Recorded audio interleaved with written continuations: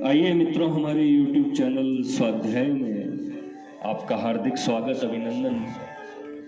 आज हम आपके लिए लेकर आए हैं तंत्र सिद्धांत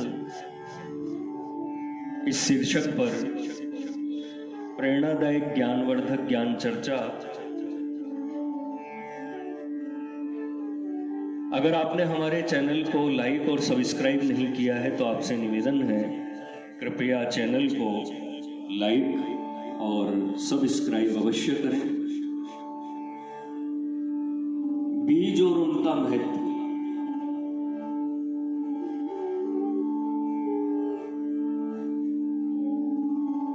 अतः ये सब यत्न चित्त शुद्धि के लिए ही है। शुद्धि की प्रक्रिया में एक सोपान जप अर्थात मंत्र अथवा संकल्प की आवृत्ति है। संकल्पों की अभिव्यक्ति जप से होती है। वर्णमाला के सारे वर्ण मातृकाएं कहलाती हैं। मातृकाएं बीज की जननी होती है। भिन्न भिन्न मातृकाओं की उत्पत्ति पंचभूतों की शक्ति से होती है। इसीलिए सारी मातृकाएं पंचभूतों के वर्ग में विभक्त है। और हमारे शरीर के अंदर महान शिरा जालों में अवस्थित बतलाई जाती है। इनके स्थान को तंत्र शास्त्र में न्यास कहते हैं। जपमाला के द्वारा होता है। यहां हमारा प्रयोजन वर्णमाला से है और इस माला की मणियां कुंडली अर्थात पृष्ठवंश स्पाइनल कॉर्ड के धागे में पिरोई हुई है। इस माला के द्वारा ए से लेकर लय तक और फिर लय से लेकर ए तक जप होता है। दोनों आवृत्तियों के बीच में क्षय का उच्चारण किया जाता है। क्षय का मध्य भाग मेरु कहलाता है। जप में प्रत्येक वर्ण के साथ बीज मंत्र का उच्चारण किया जाता है। उदाहरणार्थ एक बीज मंत्र का उच्चारण किया जाता है। उदाहरणार्थ एक बीज मंत्र है रीम श्रीम क्रीम परमेश्वरी स्वाहा। इसके अंदर परमेश्वरी शब्द से पराशक्ति का संबोधन किया गया है। रीम श्रीम क्रीम ये तीन बीज एक ही शक्ति के तीन स्वरूपों का बोध कराते हैं। रीम माया का वाचक है, श्रीम लक्ष्मी का और क्रीम शक्ति का बोधक है। ये तीन देवियां क्रमशः ब्रह्मा विष्णु और शिव की अर्धांगिनी है। माया का दूसरा नाम प्रकृति है जो जगत का उपादान कारण है। लक्ष्मी धन अथवा सर्ग क्रिएशन का नाम है। शक्ति सर्ग की उस नैसर्गिक शक्ति का नाम है जो परिस्थिति के अनुसार प्रत्येक वस्तु का रूपांतर करती रहती है। ब्रह्मा माया अथवा प्रकृति की सहायता से विश्व का सृजन करते हैं। अतः सृजन शक्ति का नाम ही ब्रह्मा है। विष्णु सारे भूतों का प्राण धारण करते हैं, इसलिए विष्णु पालन अथवा रक्षण शक्ति का नाम है। शिव का कार्य रूपों का परिवर्तन करना अथवा संहार करना है। अतः संहार शक्ति का नाम शिव है। ब्रह्मा विष्णु और शिव ये एक ही ब्रह्म के तीन स्वरूप हैं।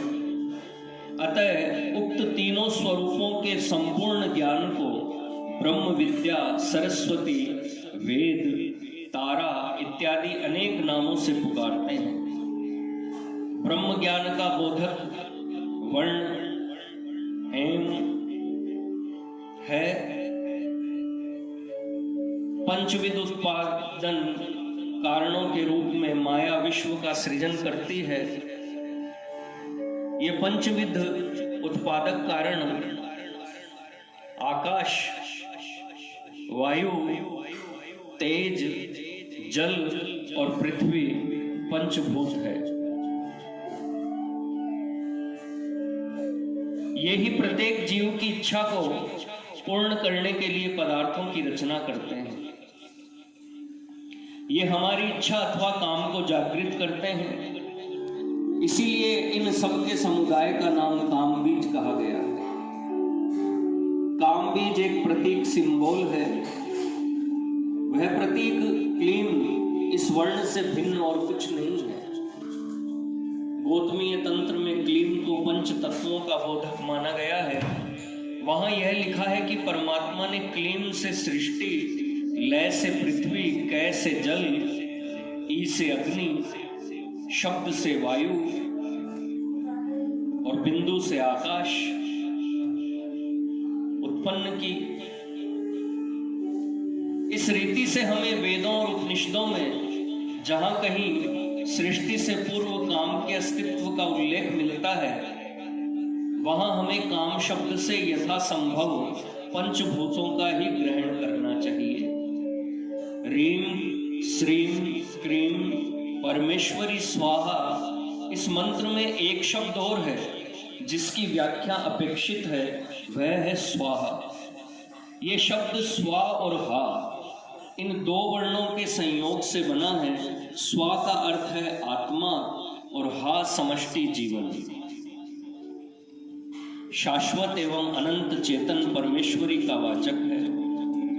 अतः स्वाहा का अर्थ हुआ समष्टि चेतन के साथ जीवात्मा की एकता अथवा अभेद। स्वाहा शब्द का उच्चारण करते एवं ध्यान करते समय साधक अथवा तांत्रिक पूर्ण आत्मसमर्पण कर देता है, विश्वात्मा के अंदर अपने को पूर्णतया विलीन कर देता है। दूसरे शब्दों में हमें इसका अर्थ यह समझना चाहिए कि साधक अथवा तांत्रिक को ध्यान के पूर्व काल में आत्मसमर्पण के लिए विश्वात्मा के अंदर अपने को सर्वथा विलीन कर देने के लिए स्वाहा शब्द से उत्साह मिलता है। बीज मंत्रों का यौगिक अर्थ कर्पूर स्तव में लज्जा द्वंदम इस पद का प्रयोग हुआ है। इसका अर्थ रीमकार द्वयम अर्थात रीम इस बीज की 2 बार आवृत्ति इस प्रकार किया गया है। इसी प्रकार भेटकारिणी तंत्र में एक कामद मंत्र का विन्यास मिलता है जो इस प्रकार है। ओम क्रीम क्रीम क्रीम हूम हूम ह्रीम ह्रीम दक्षिणे कालिके स्वाहा। मंत्र की व्याख्या में रीम इस बीज की दीर्घावृत्ति को लज्जा युग्मम अर्थात लज्जा का जोड़ा कहा गया है। इसीलिए रीम को लज्जा बीज कहते हैं। पाणिनि के धातु पाठ में रीम धातु का भी पाठ मिलता है जिसका अर्थ है लज्जा करना। माया और लज्जा दोनों से ही ब्रह्म अर्थात सृष्टि की सर्वोपरि शाश्वत एवं सर्वव्यापक शक्ति की बड़ी रोचक व्याख्या होती है। सृष्टि का आरंभ करते समय ब्रह्म को लज्जा होती है और वह अपने को माया की झीनी चादर से अवगुंठित कर लेता है। योगी अथवा तांत्रिक माया के इस आवरण को हटाकर ब्रह्म का साक्षात्कार करते हैं।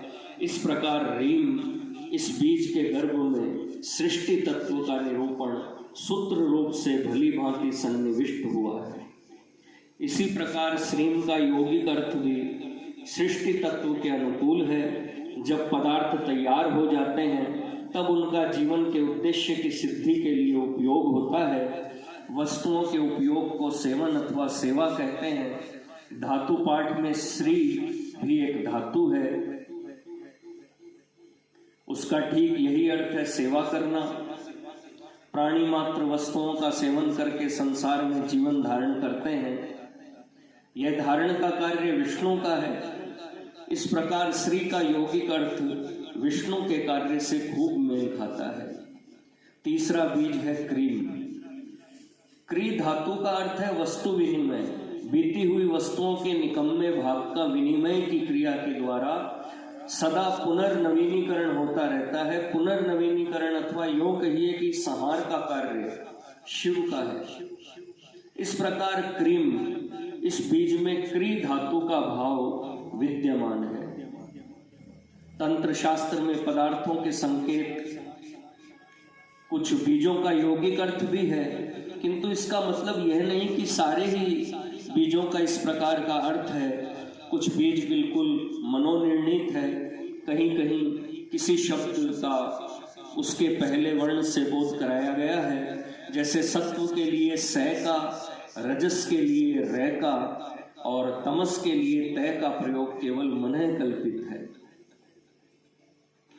इनके अतिरिक्त और भी अनेकों शब्द हैं जिनके लिए केवल उन शब्दों के प्रथम वर्ण का प्रयोग किया जाता है। इस शैली का प्रयोग तंत्र में ही नहीं अपितु अन्य शास्त्रों में भी मिलता है। ओम एक ऐसा बीज है जो ए, उ और मैं इन तीन वर्णों के संयोग से बना है।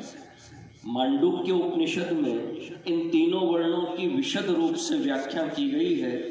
उक्त उपनिषद के ऋषि ने दो शब्द आदि और आप्ति चुने हैं, जो बिल्कुल ठीक है।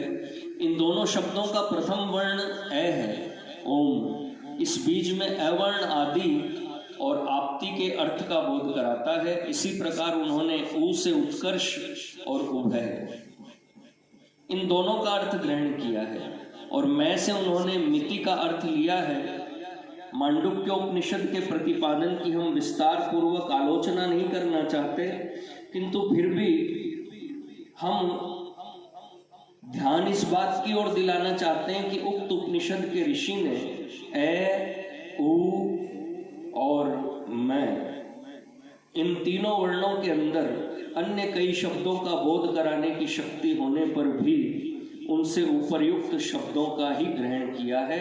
इससे यह बात प्रकट होती है कि संकेत का सिद्धांत इसी आधार पर अवलंबित है कि शब्द और अर्थ का परस्पर नित्य संबंध है। परात्पर शिव के साथ अभेद की सिद्धि के मार्ग में योगी जिन जिन भूमिकाओं में आरूढ़ होता है, शब्द के आरोह में भी करीब करीब वैसी ही और उतनी ही श्रेणियां हैं। भूमिकाओं की समानता के कारण उपर्युक्त ऋषि ने मांडुक्य उपनिषद में उस पद्धति का अनुसरण किया है जिसके अनुसार उन्होंने ओम का विश्लेषण ए, उ, मैं इस प्रकार किया है। ओम के संबंध में इतना ही वक्तव्य अलम नहीं है। गोरख संहिता के पढ़ने से विदित होता है कि संसार में इच्छा, क्रिया और ज्ञान ये तीन शक्तियां हैं। ओम के अंतर्गत तीन वर्ण ए, उ और मैं इन तीन शक्तियों का लक्ष्य कराते हैं। इन्हीं तीन शक्तियों का नाम तम, रज और सत्व है, जिनसे विश्व की उत्पत्ति होती है और संकेत सिद्धांत के द्वारा सत्व, रज और तम के द्योतक बीजों की सहेतुकता सिद्ध की जा सकती है। फिर भी हमारा कथन यह है कि महानिर्वाण तंत्र इत्यादि ग्रंथों में बहुत से बीज केवल मनः कल्पित है, हेतु गर्भ नहीं। तंत्र शास्त्र के लिए यह कोई दूषण नहीं है, क्योंकि व्याख्या के संक्षेप के लिए तथा रहस्य के गोपन के लिए यह प्रणाली उपयोगी है।